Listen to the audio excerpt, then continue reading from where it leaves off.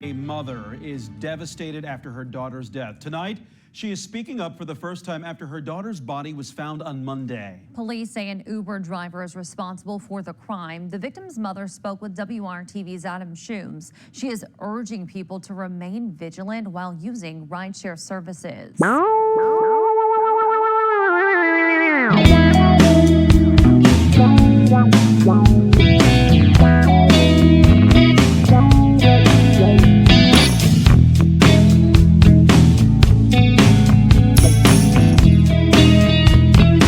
The night was far from over, but for Chanti Dixon, it should have been a simple ride home after a long shift. At 30, a devoted mother of two, Chanti had spent hours performing at the Sunset Strip Club in Indianapolis, working late into the early morning to provide for her 13-year-old son and 10-year-old daughter. She left the club around 3:30 a.m., ordering an Uber that would take her the short distance back to the safety of her home, or so she thought. Francisco Valadez, the man behind the wheel, was not just any driver. At 29, he would soon transform an ordinary ride into a scene that would haunt Chanti's family forever. As the car moved through the dark streets, a moment that should have been uneventful erupted into a nightmare. Within those few minutes, the ordinary trust placed in a rideshare driver would shatter, and Chanti's life was violently taken. The events of that morning were almost unthinkable. What began as a routine drive ended with Chanti being shot inside the very vehicle she had entered for safety. Her body, stripped of dignity, was later found in a secluded wooded area near her home, discovered by family who had grown alarmed when she failed to return. The horror of that night didn't just leave a void in the lives of her children and loved ones. It sent a wave of disbelief through an entire community, raising questions about trust, safety, and the vulnerability of those working late hours. Chanti's story is not just a tragedy of one night.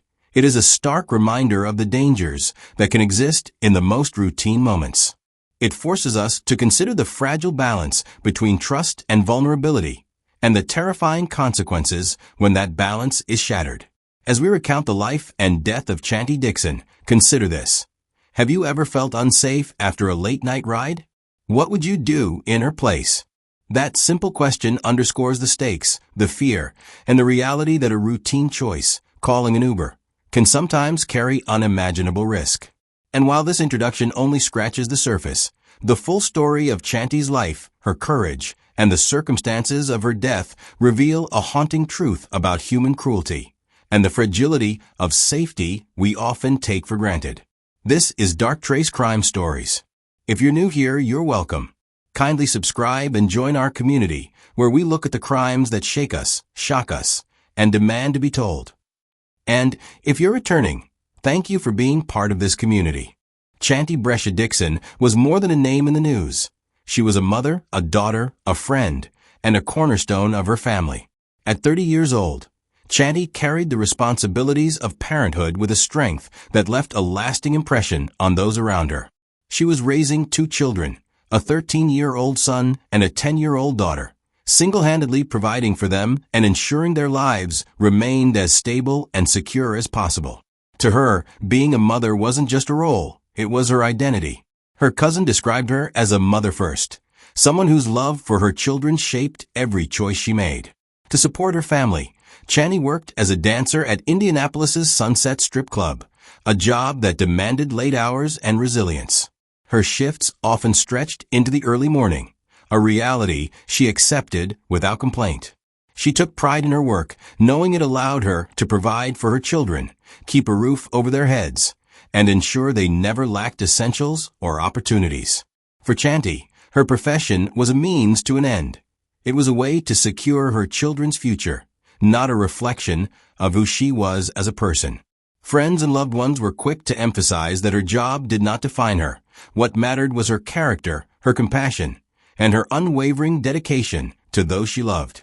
Those closest to her described her as someone who found joy in the small things, from family game nights to sharing jokes with coworkers. She maintained an enduring optimism, even when life was challenging, and her presence often brought comfort and energy to everyone around her. Family members highlighted that her selflessness extended beyond her children. She was a reliable, loyal friend, always ready to support loved ones with both emotional and practical assistance. Her commitment to her children and community was unwavering, yet it was precisely during the late hours of the night, after fulfilling her responsibilities and ensuring her household was taken care of, that Chanti's life would face an unimaginable turn. The night that began like any other, with Chanti completing her shift and arranging a ride home, would soon descend into a tragedy that would shatter her family and shock an entire community. The trust she placed in what should have been a routine, safe ride would be betrayed in the most violent and devastating way imaginable, setting the stage for the events that would unfold in the early hours that morning. For Chanti Dixon, the early hours of that morning should have been ordinary, a routine trip home after another late shift at the Sunset Strip Club in Indianapolis. At 3:30 a.m., she requested an Uber, a mode of transportation she had relied on countless times before, trusting the driver to take her safely to her home. But that night, the ordinary would turn into a nightmare. The driver who arrived was Francisco Valadez, 29. On the surface, just another person performing a routine job. In reality, he would transform a simple ride into a tragedy that would destroy a family. According to police reports and Valadez's own words to investigators, the sequence of events that followed was deliberate and chilling. During the ride, Valadez attempted to initiate a sexual encounter with Chanti. She refused, maintaining her boundaries. Police documents reveal that Valadez initially provided multiple conflicting stories. In his first version, he claimed he had dropped Chanti off and that a man had tried to rob her, shooting her in the thigh. When investigators pressed further, he shifted his story, saying Chanti had struck him while he was driving, prompting him to grab a pistol in self-defense. He said he then dumped her body behind a concrete barrier on Wagner Lane. In this version, he insisted her clothes were on, and he claimed ignorance of what occurred afterward. Prosecutors quickly determined these explanations were implausible and inconsistent with the evidence. Under continued interrogation, Valadez's accounts evolved further, culminating in a chilling, full confession.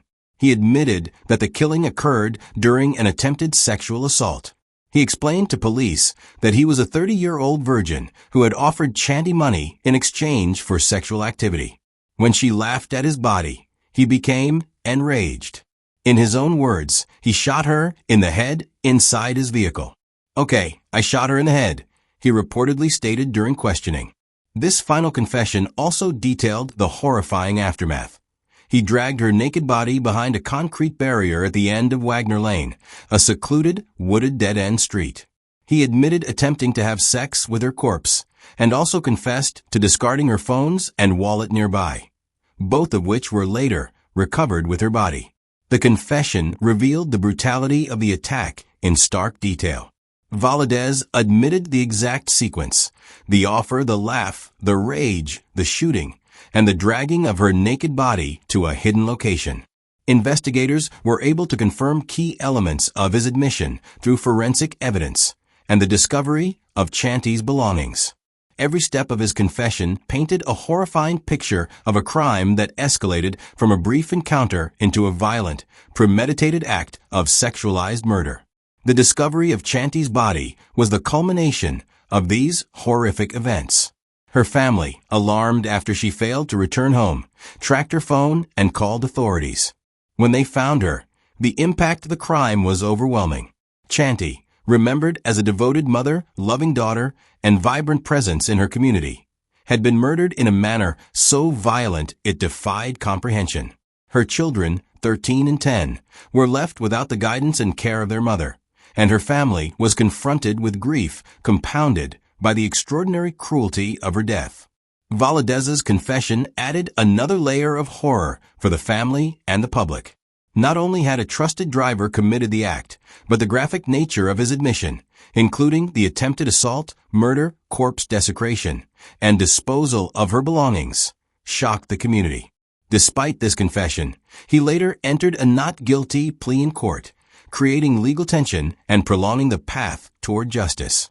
The events of that night, from the Uber ride to the eventual discovery of her body, remain seared into the memories of those involved.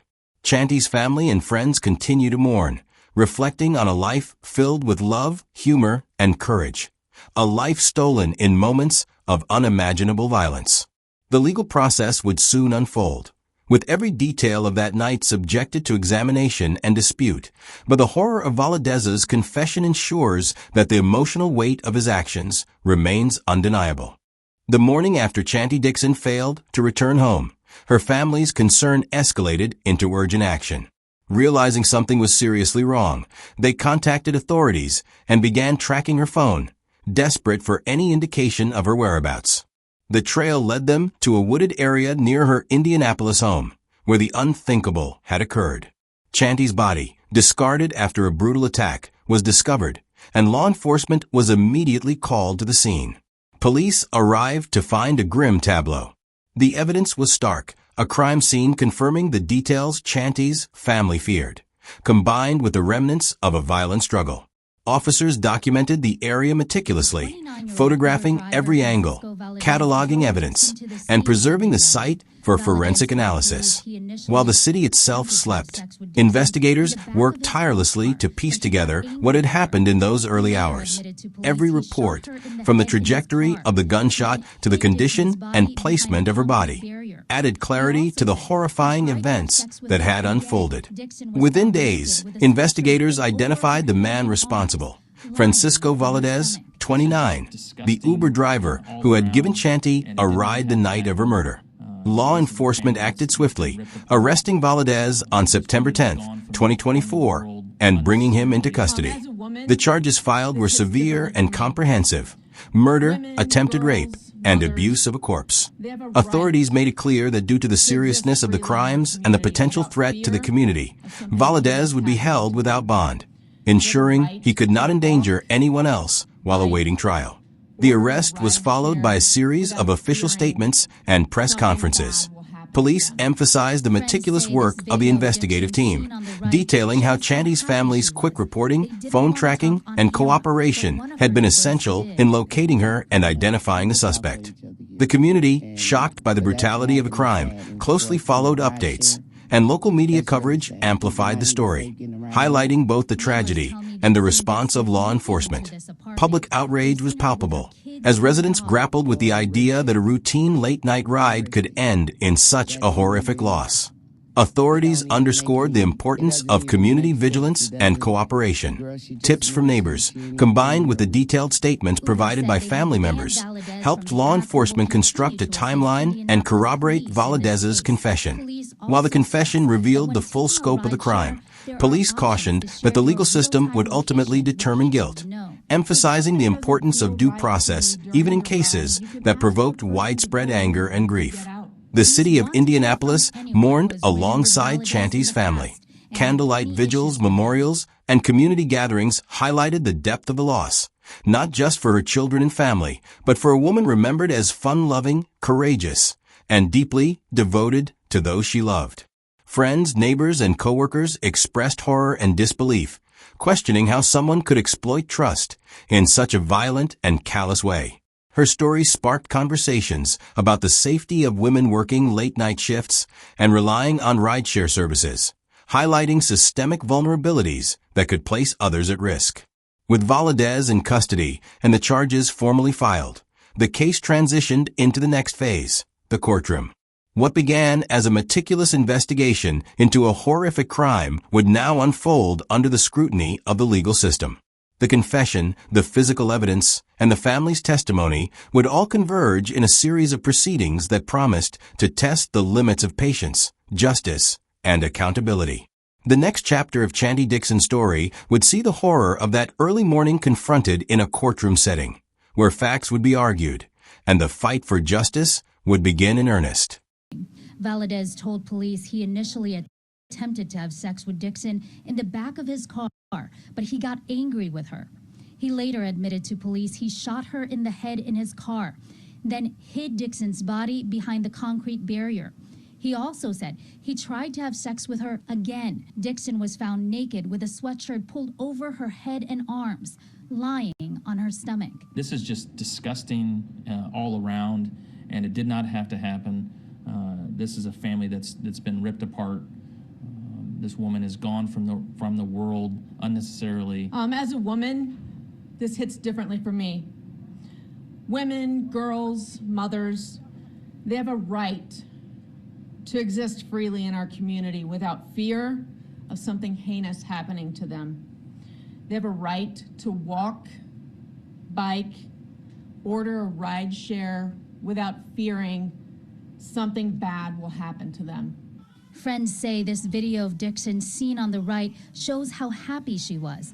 They didn't want to talk on camera, but one of her neighbors did. Because we all pretty much, we look out for each other here.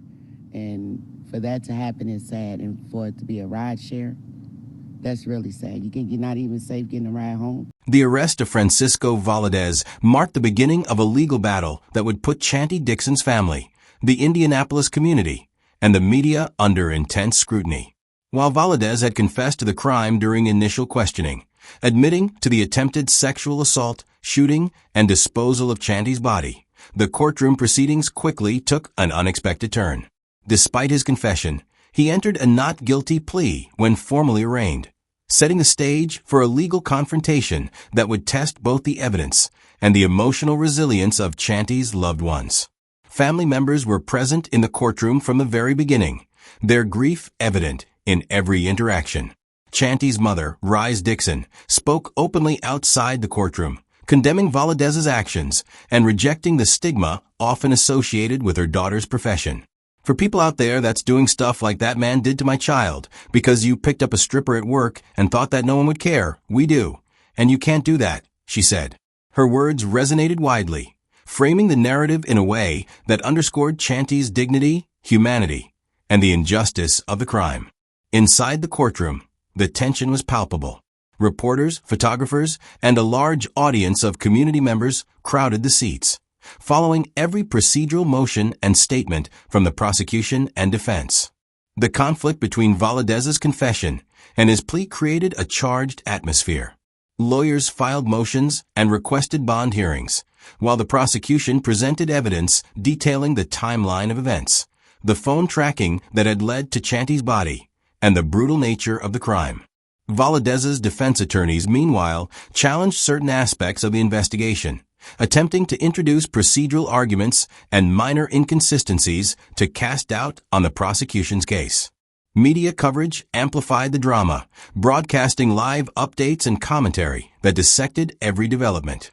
The courtroom became a stage where public outrage met legal strategy, with community members expressing shock at the audacity of a man confessing to such a crime, yet entering a not guilty plea. Editorials, news segments, and social media conversations focused not only on the horrifying details, but also on the broader implications for women's safety and rideshare accountability. Throughout the proceedings, Chanti's family maintained a delicate balance between mourning and advocacy. Their presence reminded all involved that the case was not just a series of legal maneuvers. It was the story of a mother, a friend, and a community member whose life had been violently taken. Friends and relatives occasionally spoke to the press, sharing memories of Chanti's courage, selflessness, and dedication to her children, ensuring that the courtroom drama did not overshadow the humanity of the victim. Procedural twists and delays added to the suspense. Valadez's attorneys requested continuances, and multiple motions were filed to challenge evidence, prolonging the pretrial process. Each hearing renewed the family's anxiety, forcing them to relive the trauma while waiting for the judicial system to advance. The courtroom became a site where grief, anger, and justice collided, a stark reminder that legal proceedings often unfold slowly, even when the facts seem irrefutable. As the pretrial motions concluded and the case moved toward trial, the question of justice for Chanti Dixon remained unresolved. While Valadez's initial confession had laid out the horror of the crime in detail, his not guilty plea ensured that the courtroom drama would continue. The legal battle promised to reveal more about the events of that night, scrutinize evidence, and test the family's strength. At the same time, it kept the wider community on edge, wondering how a man could confess to such a violent act, yet still challenge his responsibility in court. The courtroom saga of Chanti Dixon's murder demonstrated that the pursuit of justice is rarely straightforward. It intertwined raw emotion, public outrage, and legal complexity, leaving the family and community in a state of anticipation. The outcome of the trial had not yet been publicly reported, leaving a suspenseful uncertainty hanging over the case, a tension that would follow the family and the city until a resolution could finally be reached. The murder of Chanti Dixon left a profound and lasting void, not only in the lives of her children and family, but across the Indianapolis community that had known her warmth, courage, and selflessness.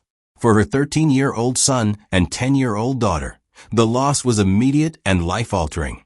They had lost the mother who had guided, nurtured, and protected them for over a decade. Every ordinary moment, meals, school drop-offs, bedtime stories, would now be forever shadowed by her absence. Friends and relatives describe a quiet, lingering grief in her children, a trauma that would follow them long into the future. Chanti's family experienced the same depth of devastation, compounded by the violent and senseless nature of her death. Her mother, Rise Dixon, and other loved ones were forced to confront not just a tragic loss, but a betrayal of trust so fundamental that it shattered their sense of safety. The shock of discovering her body, combined with the knowledge that the crime had been perpetrated by someone in a position of ordinary trust, a rideshare driver, left her family grappling with disbelief and anger alongside grief. Every memory of Chanti was now intertwined with the horror of that early morning, creating a complex emotional landscape where mourning and outrage existed side by side. Locally, neighbors, friends, and community members expressed profound grief and outrage, struggling to comprehend how a routine late-night ride could end in such unimaginable violence. Candlelight vigils and memorials were organized in her honor, with attendees remembering Chanti as a devoted mother, fun-loving friend, and selfless presence in their lives. Social media amplified these sentiments, with countless posts highlighting both sorrow and anger, while also serving as a platform for broader discussions about safety and accountability. Chanti's family became vocal advocates, using the tragedy to raise awareness about the vulnerabilities faced by women, particularly those working late-night jobs. Her mother, Rise Dixon, emphasized that Chanti's profession did not make her any less deserving of protection or respect. In the wake of the murder, she urged women to take proactive steps to safeguard themselves. Recommendations included staying on FaceTime or phone calls with loved ones during rides, maintaining constant awareness of surroundings, and considering self-defense training. She also stressed the importance of rideshare platform accountability, advocating for stronger safety measures to prevent similar tragedies. The case ignited broader discussions about the risks inherent in late-night employment, particularly for women in the service or entertainment industries. Advocates highlighted that Chanti's situation was far from unique. Many women routinely work hours that leave them vulnerable, relying on rideshare services or public transportation to return home.